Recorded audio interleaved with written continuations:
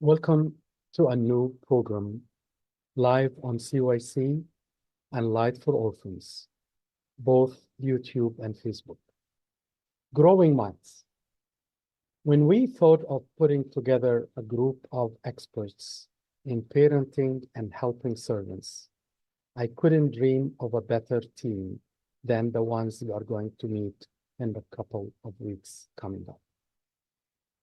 Every parent and every servant who deals with kids between the ages 6 and 16 have so many questions.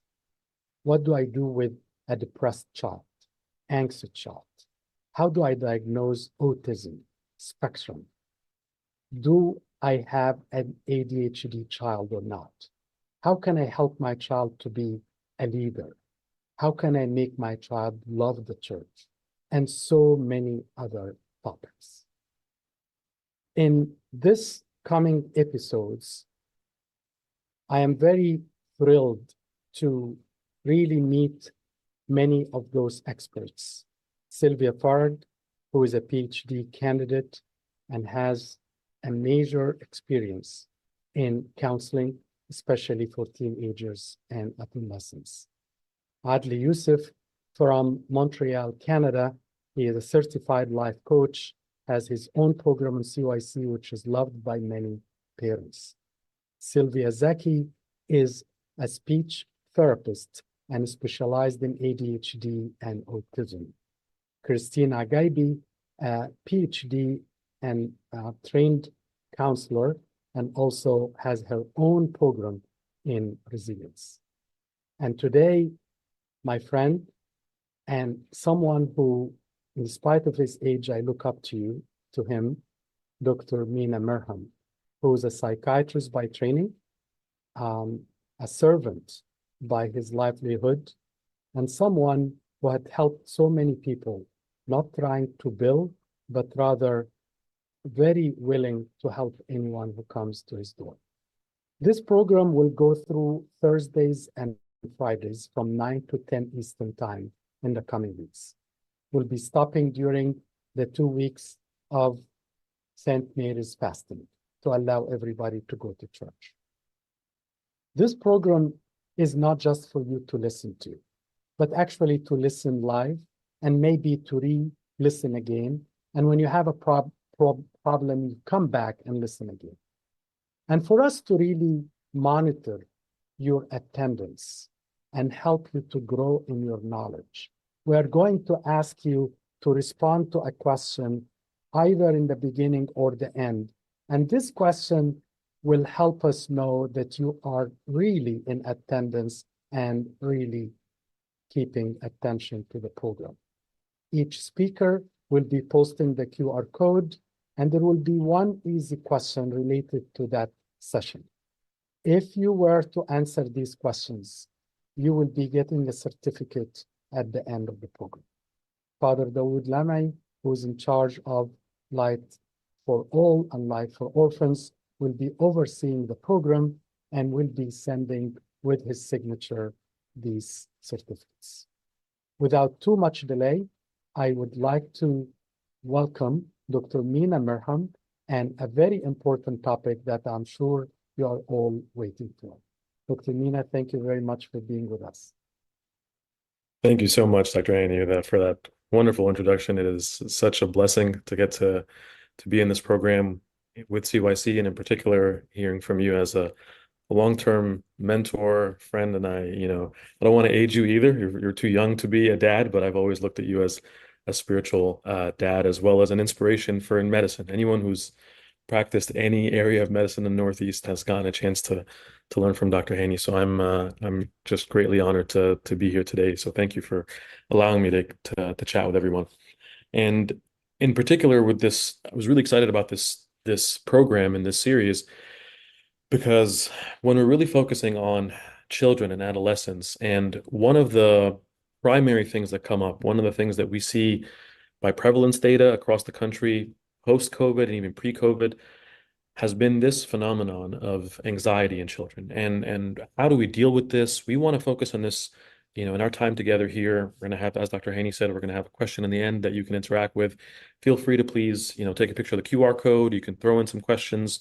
We want this to be interactive as you're tuning in live, because we really want to tackle this. We want to understand this not just from the psychological end, as we'll explore, not just from the scientific end, not just from the biblical sense, but sort of really tying it all together. How do we understand this as Orthodox Christians who want to serve in Sunday school, want to serve our children, and also want to make sure that we're growing in the faith and growing in our understanding of how God designed us, which is the beautiful thing there. So that's a little bit of our intro. We'll go to the next slide with that, and thank you for the team that's helping with the slides. So the first question is, where does this come from? People often ask, when it comes to anxiety in a young person and somebody who is anywhere from 6 to 16, 17, where does this come from? And I put a little bit of an acronym. If you're taking notes, this will be maybe part of the quiz in the end. It's BETS. If you're going to take your bets, it's going to be BETS. It's these four elements essentially that tell us where these things come from. It's the brain, the environment, the thoughts, and the soul. The fancy terms for this: genetics, experiences of trauma, environmental exposure, brain chemistry, physical disease are some areas there. If you break down the BETS, one area first, because we know theologically, right? God designed the brain and the body to be perfect, to be flawless. It comes, as perfect as it can be in the original design of creation. But after the fall, our genetic code fell, and the parts of the body that were supposed to function the way that they should do not anymore. For example, there's a little gland here, a little thyroid, that if it produces too much thyroid hormone, a child can actually be very, very anxious from a condition called hyperthyroidism. And in the same way, if that same little area there produces too little of that hormone, you then will have depressive symptoms. And these are organic things. These are coming from the body, not coming from the mind, right? So the body is not functioning the way that it should. For that reason, it's important for us to be thinking about anything that has to do with anxiety symptoms, depression symptoms, anything of the sort. It's important for us to have a good, healthy checkup to make sure, is the body okay? And along with that as well, that's why the genetics come into play as well, that there are things that we can inherit. We can be born with something that's through no fault of our own, but genetically we are more predisposed. We're more likely to have an anxiety disorder, more likely to have a depressive disorder, more likely to have an addiction disorder than somebody else who does not. The E in the bets there, the environment, is something from around us. Let's say you can have a genetic predisposition, but your environment was loving, supporting, nurturing, never had any traumatic experiences. That makes a big difference. There's a little bit of a switch in our genetics, something called epigenetics, which means the trigger. Let's say, for example, I may not have been someone who will become anxious. However, I got exposed early on as a child when I was 11 or 12 or 13 years old as a young person, and I saw things like substance use. I was exposed to marijuana use, or I was exposed to heavy alcohol use. These are environmental toxins or stressors that can change the brain chemistry and make us more likely to be anxious. And I use the example of marijuana in particular because that's a phenomenon, because now it's legalized everywhere in the country, that young people who are vaping as early as junior high school are now being exposed to these environmental toxins. The T in the thoughts there is our thinking. There's a beautiful Orthodox book called Our Thoughts Determine Our Lives. What I believe about myself, what I believe about God, what I believe about the world around me can make me very anxious as a child. So those are some of the places where our anxiety can come from. And then lastly, which is also really key, is our soul. One reason that a child can be anxious is their relationship with God. There was actually a survey that was done that looked at Christians all across the country. Over 70% of Christians saw God as angry and vindictive and vengeful. If you feel that way, you're going to feel anxious. You're going to feel, oh my God, it's not a loving God. It's a God who hates me, is angry, is punishing me. That is a wrong understanding about the soul, wrong understanding theologically about who God is. Or there could be an area where maybe I'm sinning and I haven't confessed, and that produces guilt in me. That produces a feeling of shame. That has a weight on my soul. And that's why whenever we're looking at something like a symptom of anxiety, it is just the first little sign, right? The Gospel of John, when John describes the life of Christ, he describes signs that Christ did. Christ did these signs as like little milestones saying, pointing in a direction. Anxiety is pointing us in a direction. Is it pointing in a direction of something, an issue with the soul, an issue with our thoughts, with our environment, with our body or the brain? Or It could actually be all of them. Okay? That's why I would highlight this to say the first thing, and the first thing that I would say, the highlight of the summary of this slide set here is we believe there's no health overall without mental health. And we also believe there is no mental health without spiritual health. And that's why we can actually go to the next slide. Because when we have this in mind, a big question, especially for us as folks who are, we want to find a finger to point to. We want to say, whose fault is this? If you look at this beautiful icon of Christ healing the man born blind, the question people around asked, whose fault is this? Who sinned? This man or his parents? Why is my kid anxious and the other kid is not? Did I do something wrong? Whose fault is this? Is it my fault? Is it the kid's fault? Is it because he's a bad kid? He's not listening. If he was listening more and he was paying better attention, he wouldn't be anxious. No, we want to begin by saying it is not, because Christ's response here in John 9, he said, neither this man nor his parents. It's for the glory of God to be revealed. So we want to begin our conversation here that this is not an exercise in who do we blame. We want to understand that a lot of things can lead to us feeling anxious and lead to a child feeling anxious or a teenager feeling anxious. And we don't want to begin with pointing blame, but we want to begin with understanding. And we go to the next slide. What is it that we really want to understand? We want to understand this big picture. This is a framework for us. These are the glasses, the lenses by which we're going to see this conversation. The orthodox understanding of the person is that biological, psychological, spiritual, and social. Biological, God created the body, right? Church fathers fought against a lot of heresies throughout the years, said the body does not matter. No, the body matters. And the body impacts. That's why for us, the church teaches us to worship in the body, right? That's why we do metanias. That's why the church tells us to do the sign of the cross, because we know the body impacts how we feel emotionally and psychologically. And secondly, the psyche or the thoughts or the way that we think have an impact on the way that we behave. And lastly, socially, the church tells us that your life is with your brother, right? So your environment and the people around you have a big impact on your anxious symptoms. So that's the framework by which we're seeing this. And then we also want to go to the next slide.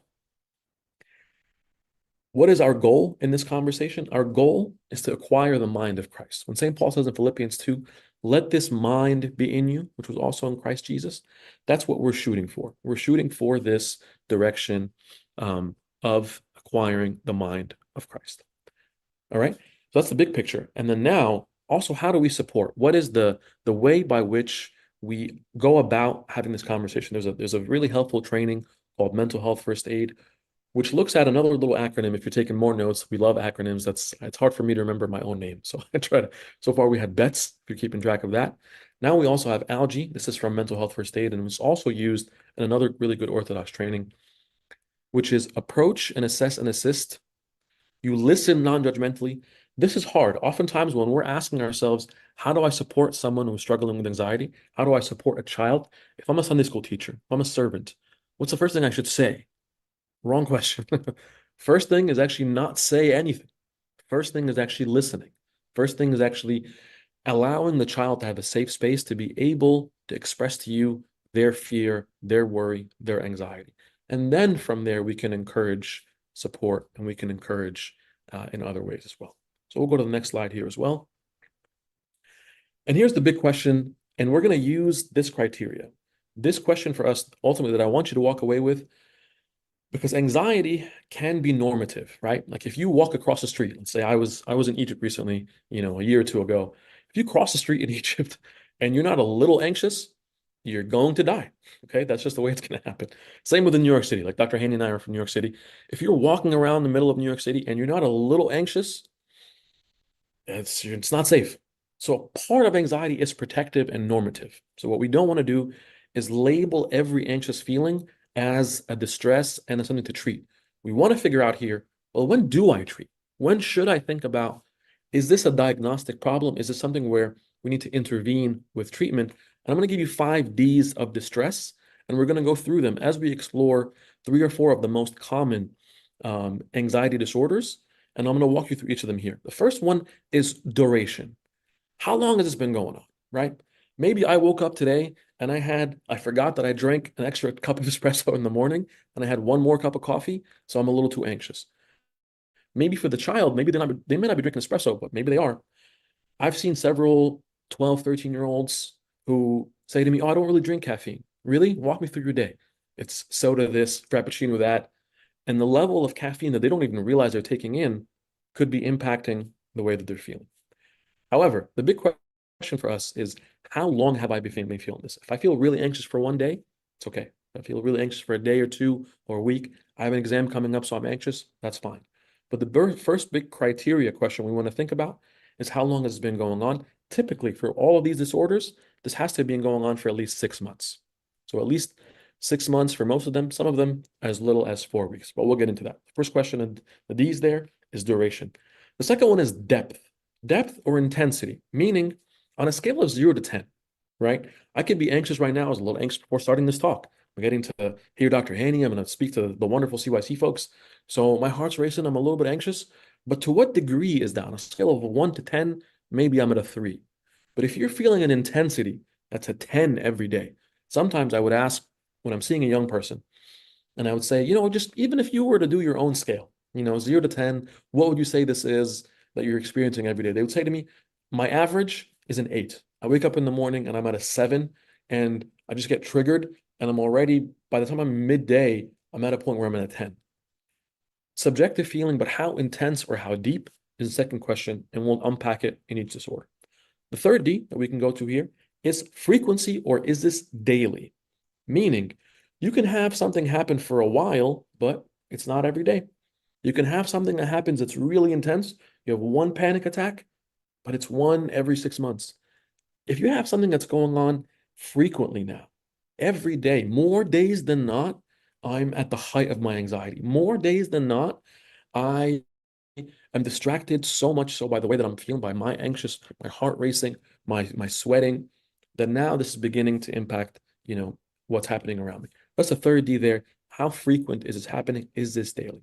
The fourth D that we'll go to here is duty, meaning as a child, right? What's my duty, right? It's not to play Call of Duty. As a child, if I'm, 6 years old or 16 years old, my main function in life, essentially, is school. Is this impairing my school function? And then after that, it's socially. How does my anxiety, for example, there are some kids who have told me part of their duty, for example, is church. And one child once told me, it's hard for me to even go to church because I'm so anxious that I would vomit several times in the morning before going to church. Well, okay. This is now impacting my ability to go pray, go to liturgy, because I'm so anxious. Same way, and we'll talk about the school avoidance and missing school, if this anxiety is so severe, then now I can't go to school. And now there are so many symptoms that are saying I'm refusing to go to school, or I'm not staying in class. And in addition to school, how this is impacting my social function. I can't be around my friends, can't be around other people, can't play a sport, because it's impacting my duty. That's the fourth D we want to talk about here. And lastly, the fifth D, which is the most important, is danger. Is there an urgent risk? Sometimes someone will say, this is more common in depression, but it could also happen in anxiety. I'm so anxious. I'm every day feels so daunting and it feels so heavy. And a child may not necessarily say this unless you give them the space to, because they can be scared. But they can say, you know what? I would rather not even be here anymore. I'd rather not be around and feel this constant weight in my chest. And if it's hard for us to empathize with that, just imagine a time where you got like really embarrassed, or you got really called out, or you just had way too much coffee and you felt like you don't know what's going on. Your heart is racing really, really a lot. Imagine having that feeling all day. Imagine going to school like that. Imagine going to see your friends that way. It puts you in a place where I don't know if I can live like this. So if there is this danger, this is a big red flag. Remember we talked about signs from the Gospel of John? This is the sign that says we must get treatment. We must get someone involved. All of these 5 Ds, they're not saying there's a diagnosis there, right? What we don't want to do by the end of this course is say, well, now I know how to diagnose people. We don't want to do that. It's very hard. It takes a lot of time to diagnose somebody accurately. But what we do want, because believe it or not, according to research, the number one place that people go when they're experiencing mental health symptoms, if they're connected to the church, is church people. They go to their servant before they go to their doctor. Okay. So we want to look at these 5 Ds and say, okay, based on this, I have a suspicion. I could be wrong, but I have a suspicion. It's like there's a sign in New York City subways that says, if you see something, say something. If you see all 5 of these in a child or in your own child, say something. That's the time to say, you know what? Let's see if we want to get an evaluation. All right. Those are the 5 Ds of the stress. We'll go to the next slide. When you take somebody then to get an evaluation, well, what does it look like? I want to show you an example. This is something called the GAD-7 or the Generalized Anxiety 7. Sometimes you could do a GAD-2 where they just ask these 2 questions. Are you feeling nervous, anxious, or on edge? Not being able to stop or control your worrying? Are you feeling that not at all, several days, more than half days, nearly every day? And the questions continue. Are you worrying too much about several different things? Do you have just a lot of trouble relaxing? Are you so restless that it's hard to even sit still? Are you becoming easily annoyed or irritable? Are you feeling afraid as if something awful might happen? These are very pointed questions that there's a lot of research for that went on for a long time to boil this down to this. And these are the questions that you might find if you go to your local pediatrician, right? So again, we want to make sure that we are a team. In this team, I as a servant or I as a mom are not saying I'm going to diagnose, but I'm going to say, let me go to a pediatrician who can ask this question. Let me go to a therapist perhaps who can ask it too. And if you notice in these questions, and as we'll get into the criteria now in a moment, worrying and anxiety doesn't always look like just worry, right? Sometimes this is the kid, if you see number 6, who's irritable and annoyed and is just exploding all the time. Well, part of the reason sometimes kids are explosive and irritable and annoyed is because inside their internal heart is in turmoil, right? Or some kids get misdiagnosed for ADHD because they can't sit still, they can't focus, they can't pay attention because they're so anxious, they're so worried. They're thinking, you know what?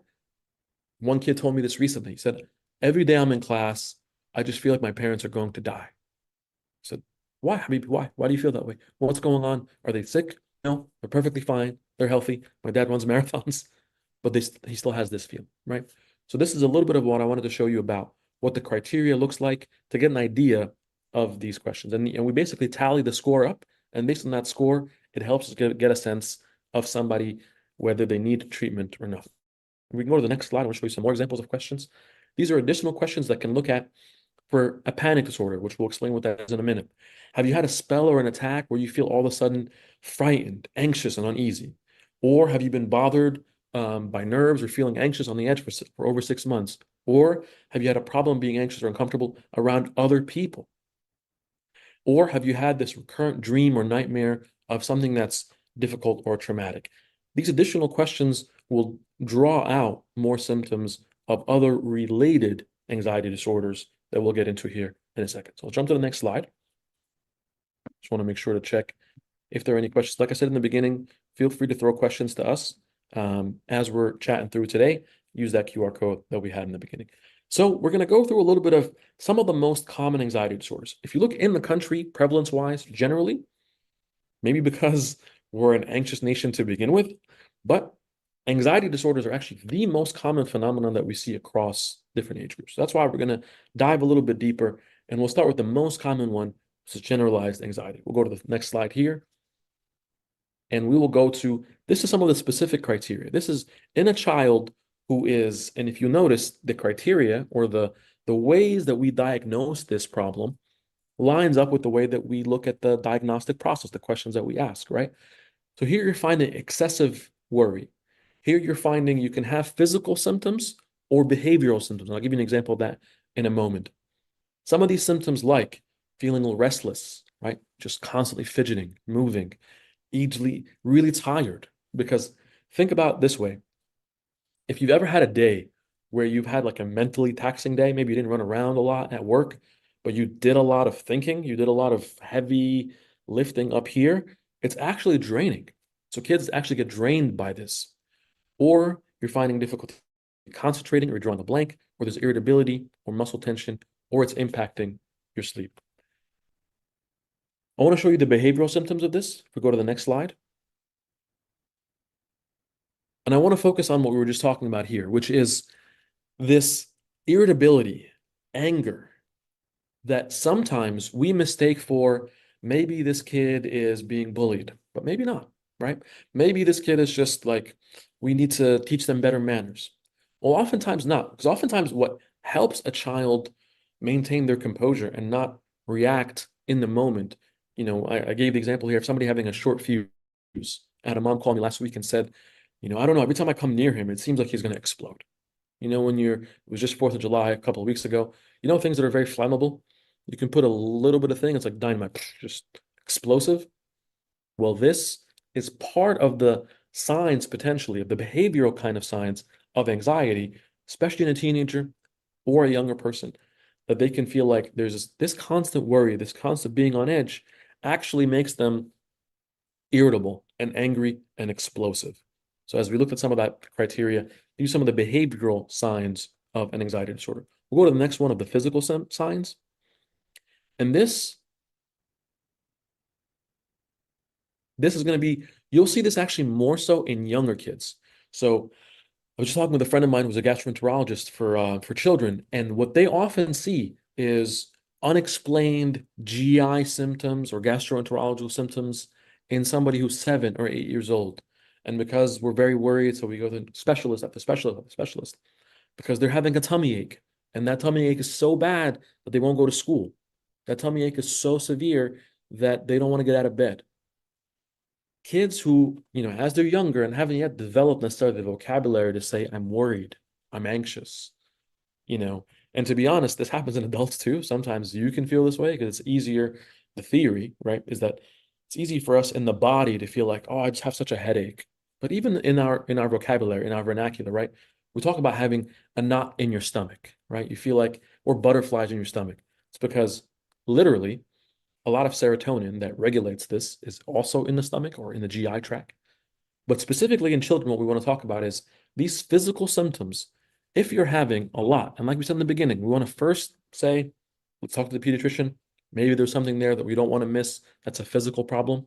But oftentimes, stomach aches, sweating, shaking, headaches that are frequent and unremitting, and they don't go away with, when we're looking at other reasons they could be happening medically, this is a place for us to think about. And I want to include just some verses as we're going along here, because the irony in this whole topic is that there's no shortage in scripture of Christ reassuring us and saying, cast your cares upon him, for he cares for you.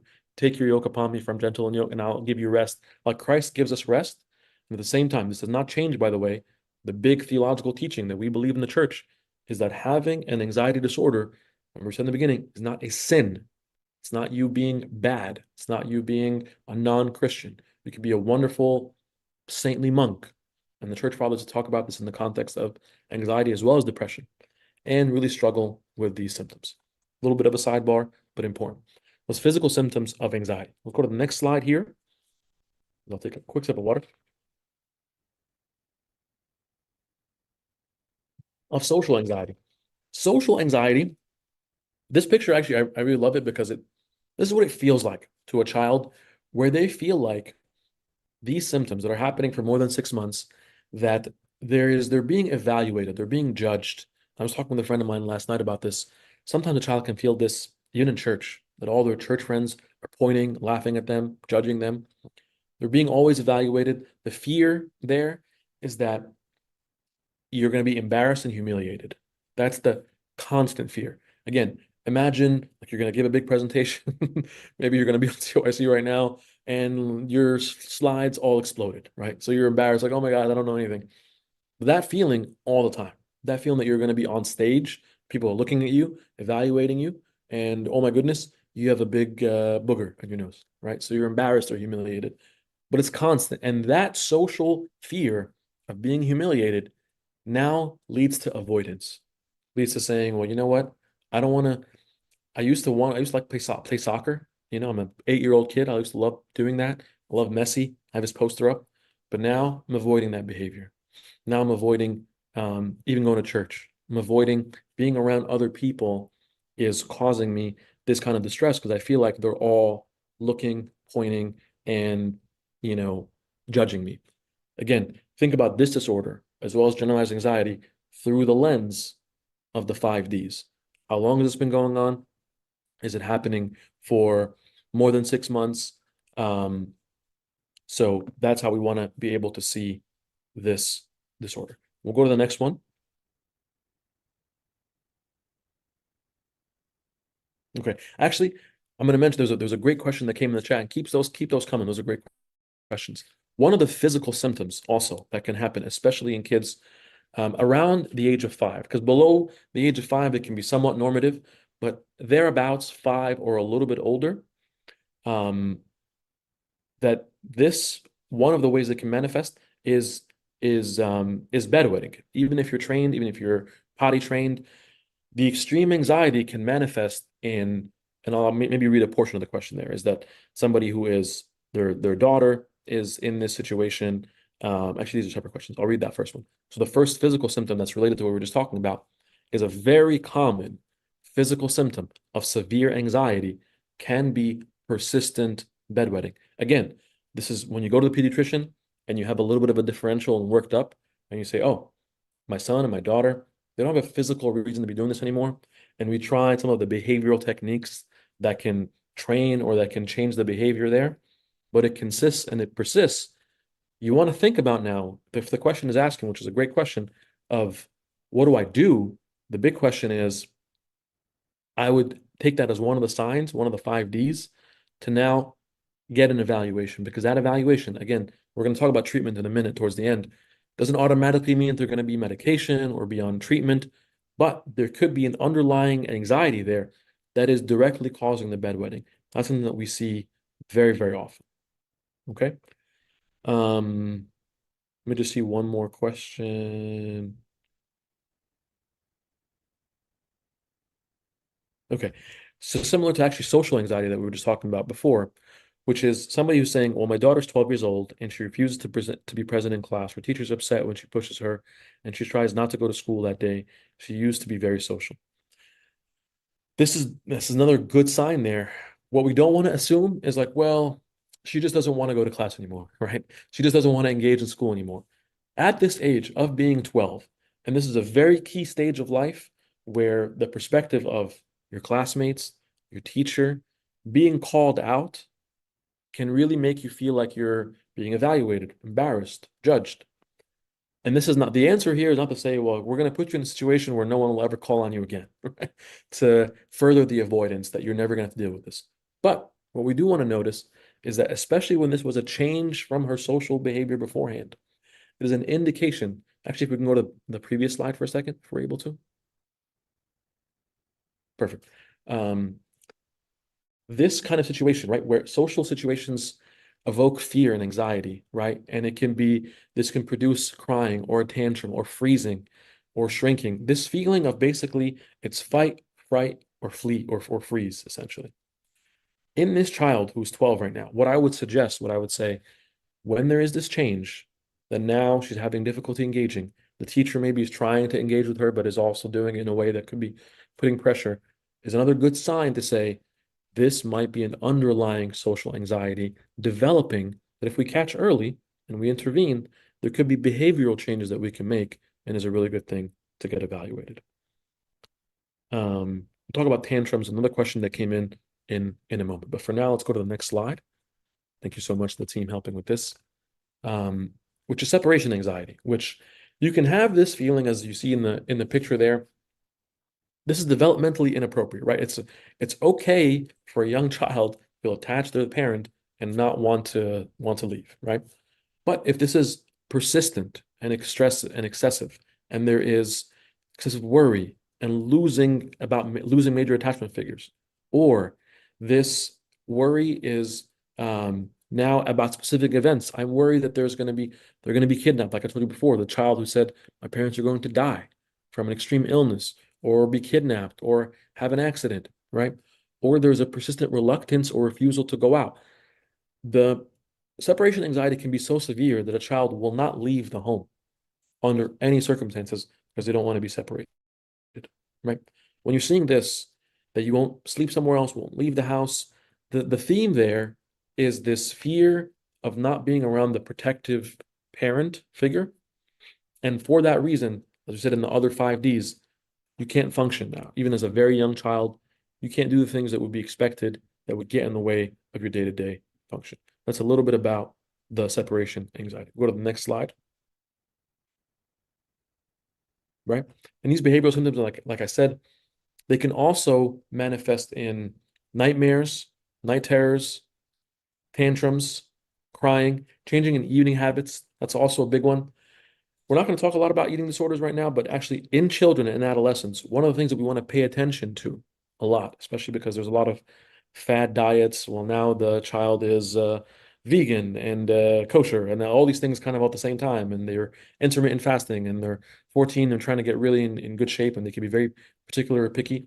Sometimes the changing in eating habits can be reflective of their anxiety around health, their anxiety around getting sick. So that's something we want to pay attention to as well. And we'll go to the next slide here after that. Okay, now panic disorder.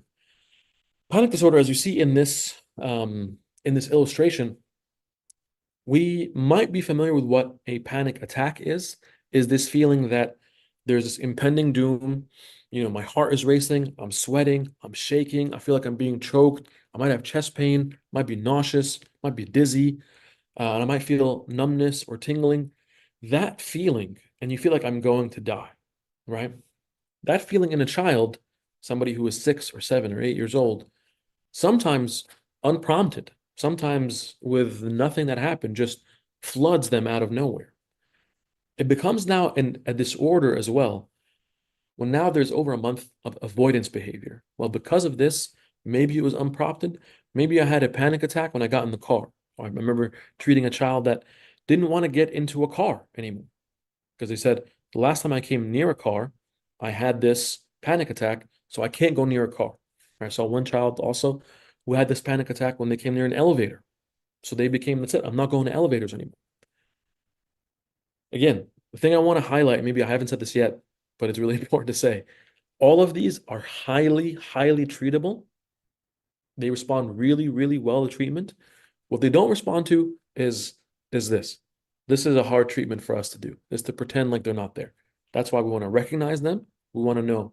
And as we're combining the biological, the social, the spiritual, all of them in treatment, we'll talk about in a second, but they respond really well. But the hallmark here that I want you to take away from this is, here is this feeling of panic, feeling like maybe I drank all the espresso in the world all at once. My heart is pounding out of my chest. This abrupt surge of intense emotion. This can happen, and now it becomes a disorder because it leads me to avoid doing other things. That's a little bit about panic disorder. Okay? Keep your questions coming as they're coming in. They've been really, really good. We'll go to the next slide. I want to spend a couple of minutes here. Oh, before we get to treatment, I want to share with this interesting factoid here, which is the unconscious processing of the human brain. We have approximately 11 million pieces of information per second, which is wild. And in the conscious process, we have about 40 pieces of information per second. In the anxious person, and I'll illustrate this to you in a moment, this idea of having your thoughts race, it feels like there's 11 million thoughts per second in the person's mind.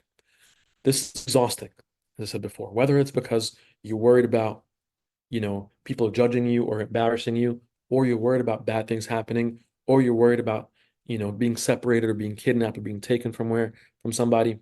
This can be a very exhausting experience. All right. These are just one little side note here. The next question that we really want to get into for the next few minutes is, okay, how do we treat this? If we go to the next slide, what do we do about this? What do we do about all these disorders? Okay.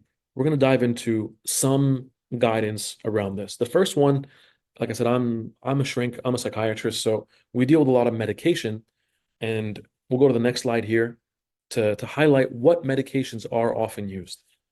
And again, a quick note on medication. I can never say this too many times because this is a very difficult thing for us to hear as parents or as servants. Medications are not against what we believe as Orthodox Christians. We believe, I didn't put the verse reference, but it's a beautiful chapter from Sirach 38, that God has given us medicine, that medicine is a gift from God, and that we should honor those who are giving us that kind of healing because it's a miraculous thing. 70 years ago, that didn't exist. We didn't have, before 1973, I want to say, we didn't have these medications that could aid or could potentially be life-saving. So I just want to reiterate that for us, what we believe theologically. And you can always fact check this, ask your local bishop, okay? They all say the same thing, especially our bishop, Emma David, is very vocal about this. reality. Having said that, here are some examples. There is not a whole bunch of medicines that we often use in children and adolescents. Fluoxetine or Prozac, sertraline or Zoloft, fluvoxamine or Luvox, escitalopram or Lexapro. The quick note on these medications: A, they're not forever. They're used in a specific time to get somebody out of a season and then evaluate. You should never be in a place where you're placed on a medication, autopilot forever. That's not evidence-based. That's not the guidance on medications. It also is not an antibiotic.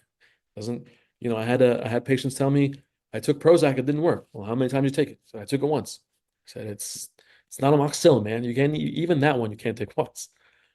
These medications take a little bit of time, 2-3 weeks to really begin to kick in. And like I said, they're not forever, number one. Number two, which is a question I often get, I might be getting it here as well. They don't change the child's personality. They don't make them a different child. If I had medication that changed my personality, make me nicer, maybe I would take it. Right? But we don't have medications that change your personality, your personhood. Okay, number two. Number three, big question from parents as well, is these are not addictive medications, meaning you don't get on this medication and then now you're hooked or you're stuck with it and you got to take it forever. Not the case. So as servants, we got to know that. And as parents, we got to know that. These medications also are not the answer for things. They're not the answer. They are part of what God uses.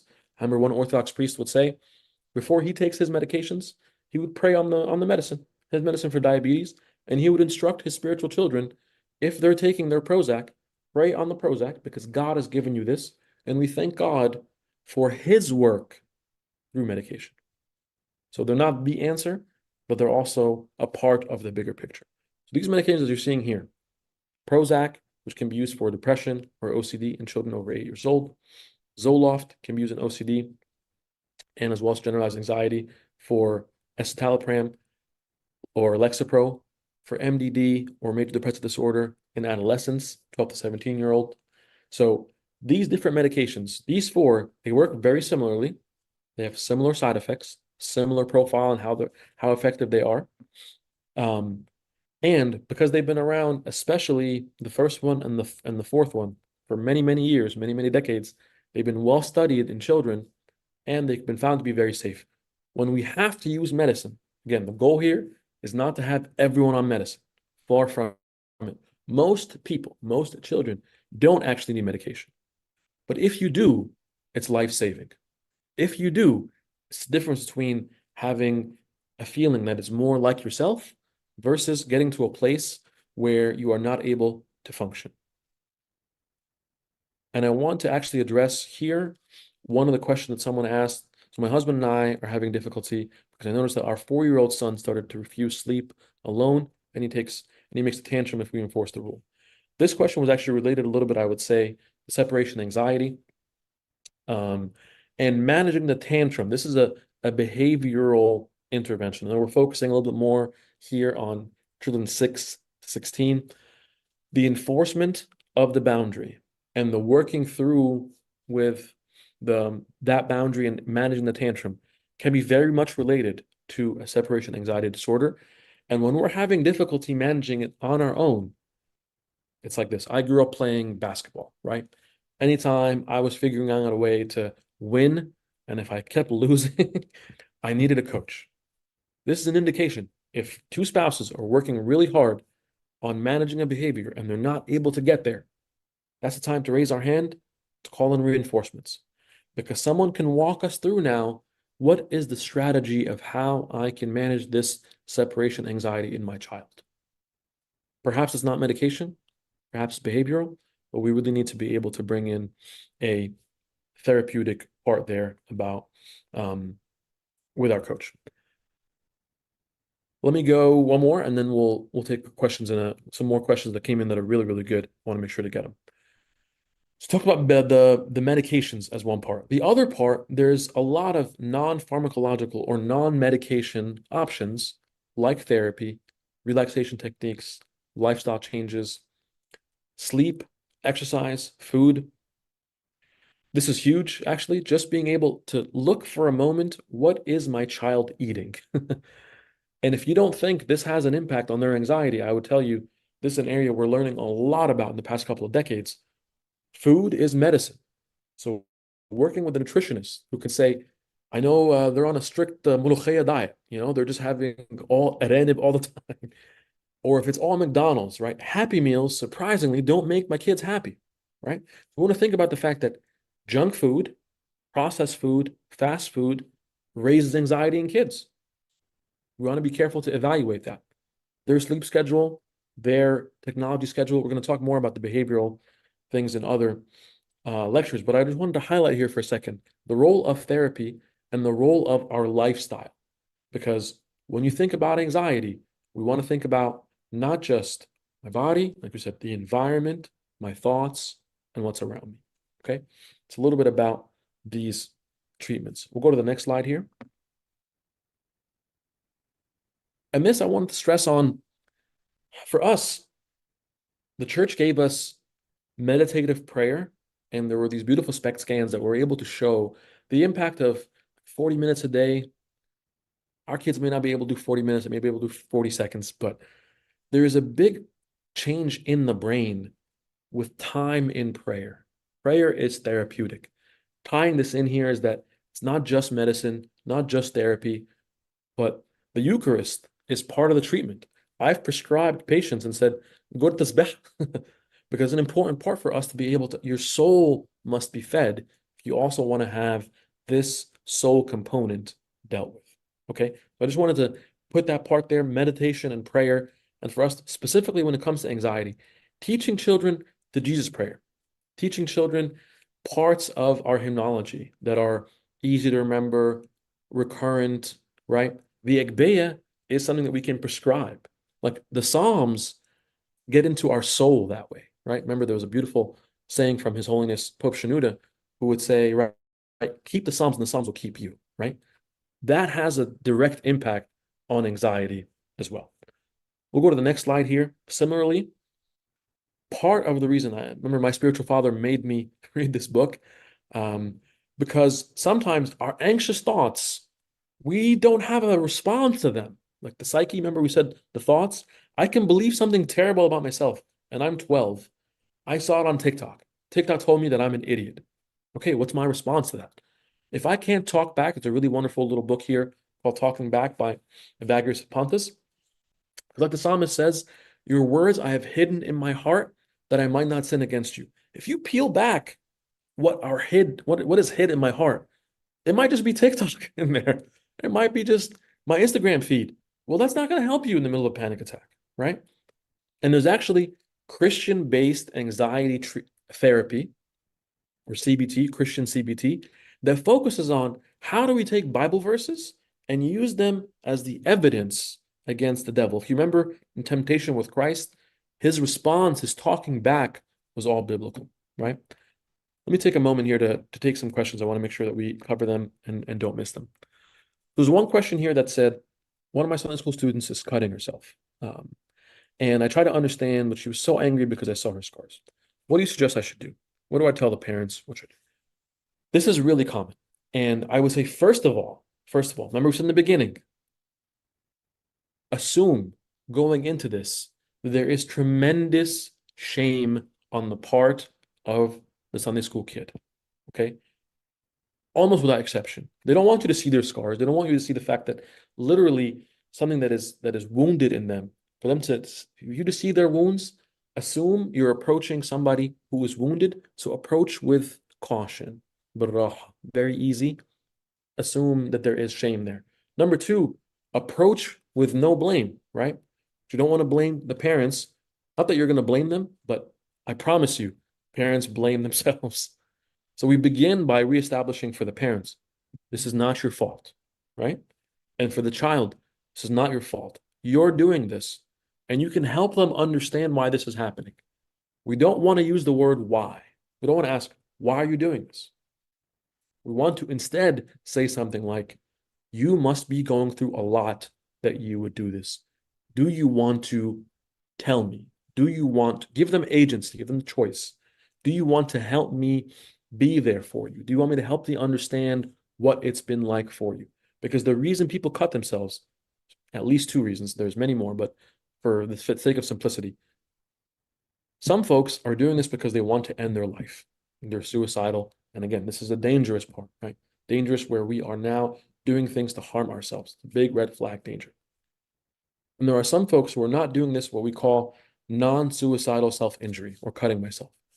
I'm cutting myself, what they would say, to feel something.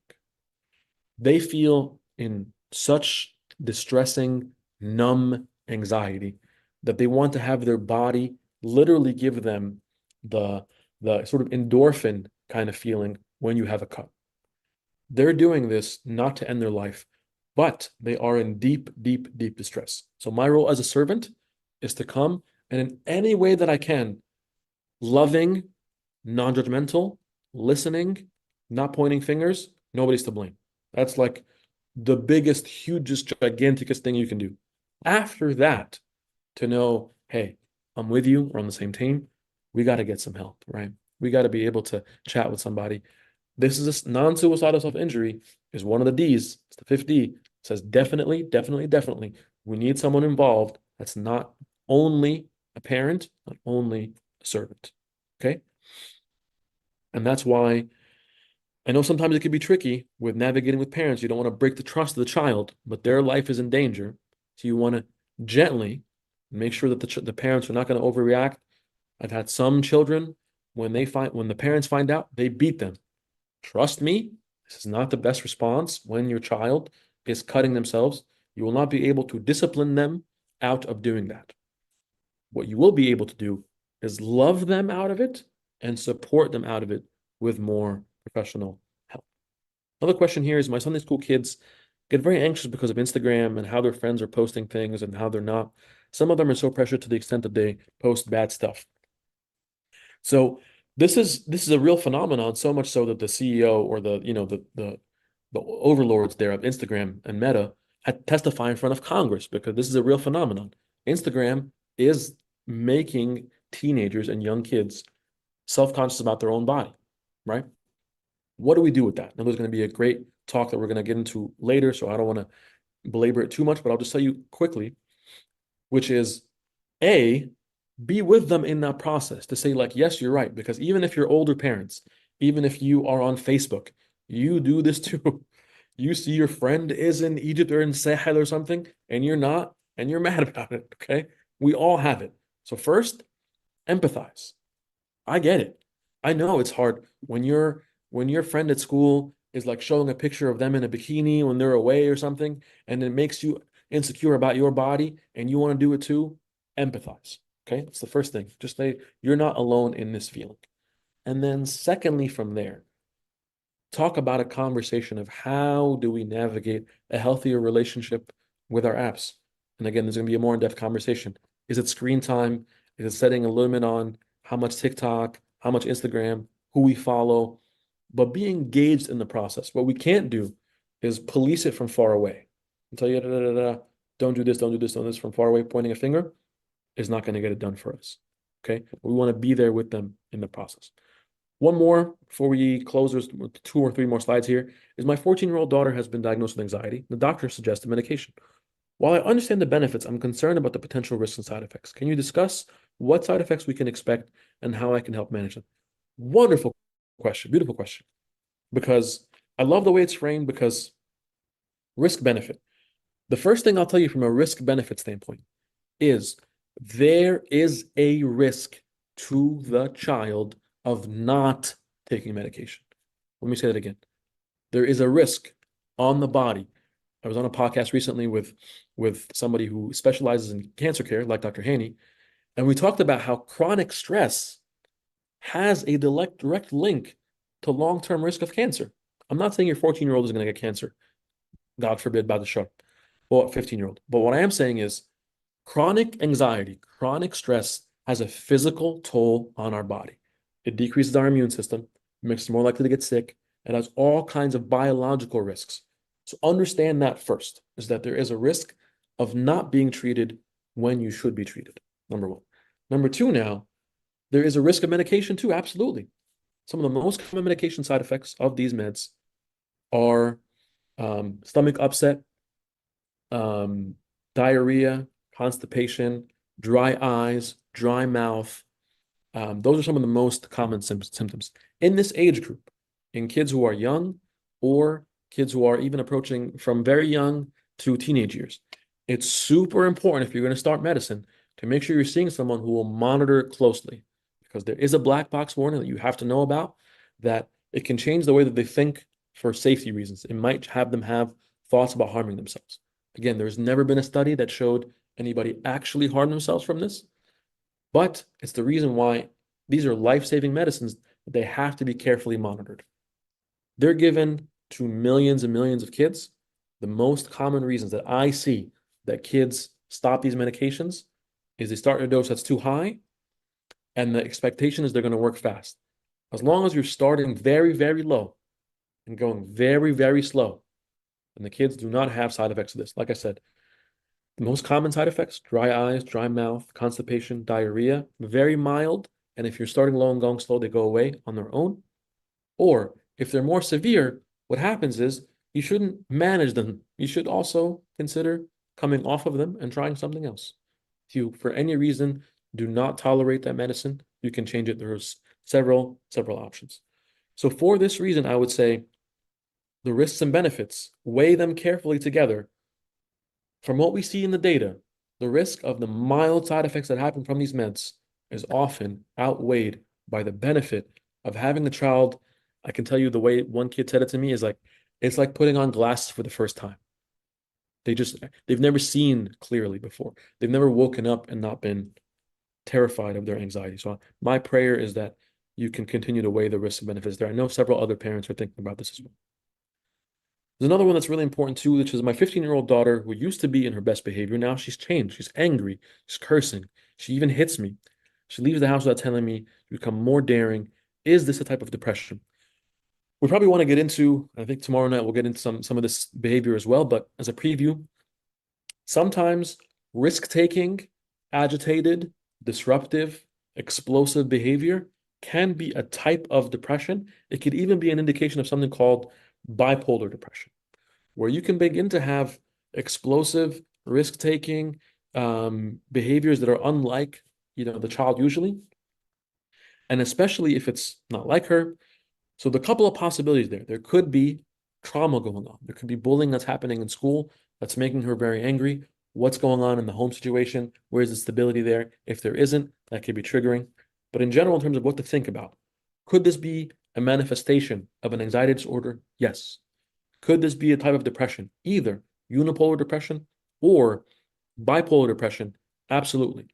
It's also very possible in a 15-year-old, we may not know about it, but there could be a friend who's given her a vape, and that vape has a very concentrated dose of marijuana, and now she's become a little bit more, when she's using it, she's more calm. When she's not using it, she's angry and hostile and abusive. Very possible, right? So substance use, trauma, or depression, or a kind of anxiety. But definitely, she's getting to the point of assaulting you, right?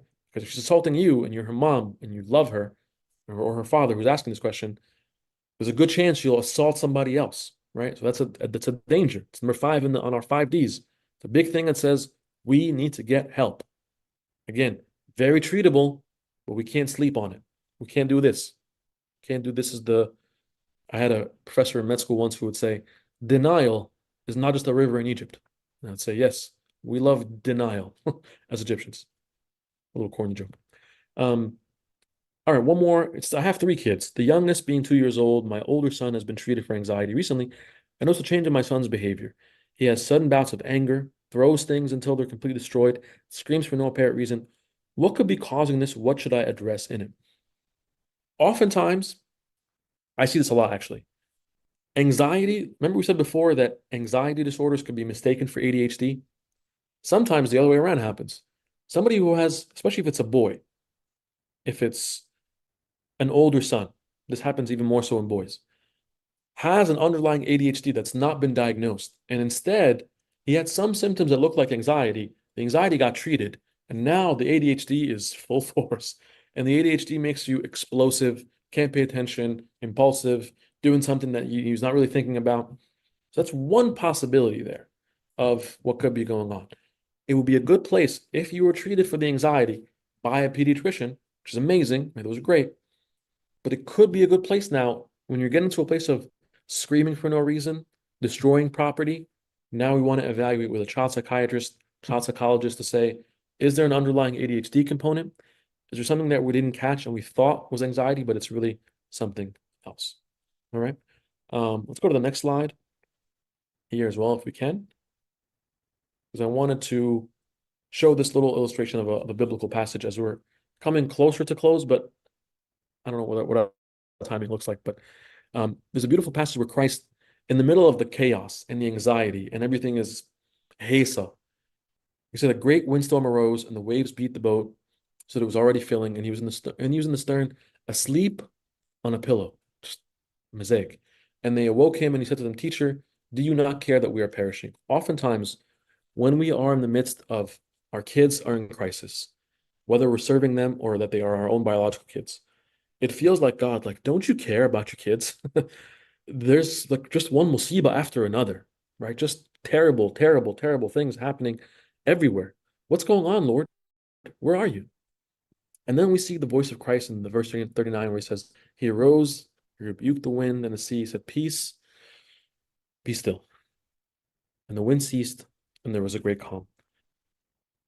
I don't share this passage to say that there's, we don't believe as Christians in just like magical, everything just poof, poof, disappears. What we do believe is that Christ is above all of this stuff, right? Christ has a supernatural ability to either, I remember one bishop said to me this, he says, don't put any limitations on how Christ chooses to heal. When I pray with my patients, I pray that God heals them in his own way. If he wants to heal them through medicine, cool. If he wants to heal them through therapy, cool. If he wants to heal them through Mayrun, I often ask Orthodox priests to come to our hospital and do the unction of the sick on patients because we believe in the unction of the sick for psychiatric reasons too. If God wants to heal that way, God is the doctor. We are the musadin. We are the assistants. We are the helpers. So for that reason, I want us to bear this in mind as well. We'll go to the next slide as we take one or two more questions, this is our review slide. I'll keep the QR code here for you. One question is, my two twin daughters used to be so similar. Now one of them is scared from her own shadow, seems to just be terrified.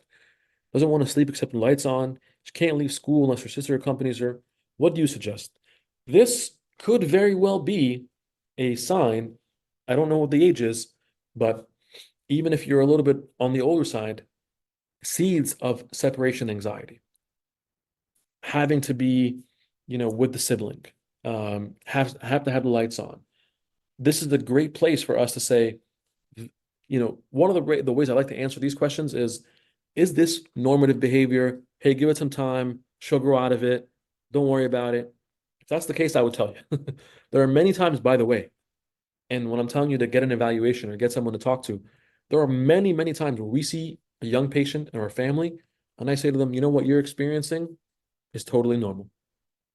Oh, good. Good for me to hear that. But hear it from me.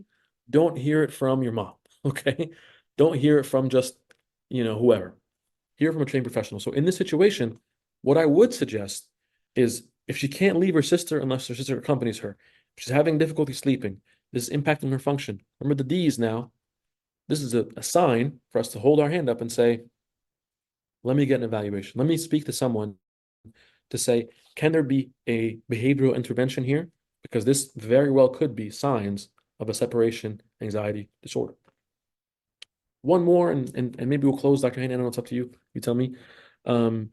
Which is one of my sons is much heavier than his brother. And of course, he hardly plays any sports. So he's struggling socially and he keeps fighting with his brother. And, I'm angry with him. One of the things that we actually saw, there's a big epidemic essentially in younger kids of an obesity epidemic, right? And this makes it difficult socially as well. So how do we approach this? How do I approach, sometimes we as a culture too, we're not very gracious when it comes to somebody who's a little bit bigger or has gained weight. We shame them for it. Being overweight is not a psychiatric disorder, right? And it's not an issue of like being inactive, but oftentimes we're not talking about depression today, but In depression, for example, one of the very classic signs in young kids, we talked about behavioral things like tantrums or, like being angry, things like that. One of the things that can manifest is just overeating, overeating, and having low motivation, low energy, staying at home, not wanting to be with friends, not wanting to go out. So, how would I approach your son? Is that I would first wonder, is he depressed? Is he overeating and gaining weight and not going out because of an underlying depression? So I would take that as a first sign because, again, it can be very treated and is a big indication for us, a big red flag that says all these things are happening. There's no friends and they're fighting and he's angry and he's irritable and he's gaining more weight. A lot of signs there of depression.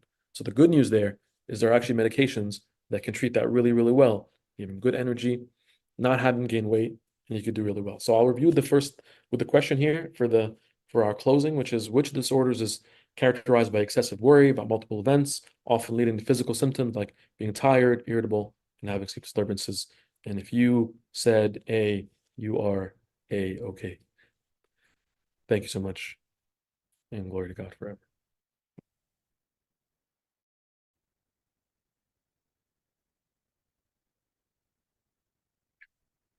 Happy with the many questions that came, and with the QR code, please continue to send them. I'm very thrilled that Dr. Mena will be giving tomorrow's lecture as well, 9 p.m. And will be similar to the question about my daughter is more daring and more aggressive and hyperactive and risk-taking. So he's going to go through some of these behaviors tomorrow. So have a great night, and until tomorrow, God bless. Thank you again.